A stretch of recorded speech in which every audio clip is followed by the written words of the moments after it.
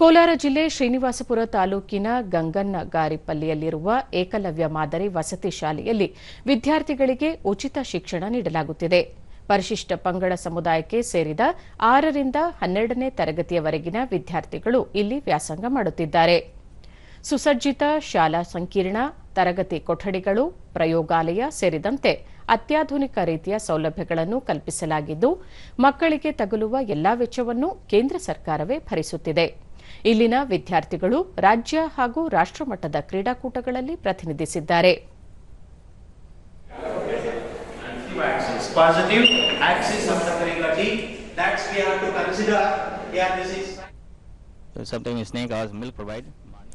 ದೂರದರ್ಶನದೊಂದಿಗೆ ಪ್ರಾಂಶುಪಾಲ ವಿಜಯ್ ಪ್ರಕಾಶ್ ಪ್ರಜಾಪತಿ, ವಸತಿ ಶಾಲೆಯಲ್ಲಿ ಒಟ್ಟು 31 ಶಿಕ್ಷಕರಿದ್ದು 410 ವಿದ್ಯಾರ್ಥಿಗಳು ವ್ಯಾಸಂಗ ಮಾಡುತ್ತಿರುವುದಾಗಿ ತಿಳಿಸಿದರು. 140 school over, then their lunch provide, and then after taking rest at least 1 hour, then students come for the playing in the game. Sports ಬಗ್ಗೆ ಇಂಪಾರ್ಟೆಂಟ್. ವಿದ್ಯಾರ್ಥಿನಿ ಯಶೋಧ 6ನೇ ತರಗತಿಗೆ ಪ್ರವೇಶ ಪಡೆದಾಗ ಇಂಗ್ಲಿಷ್ ಬರುತ್ತಿರಲಿಲ್ಲ.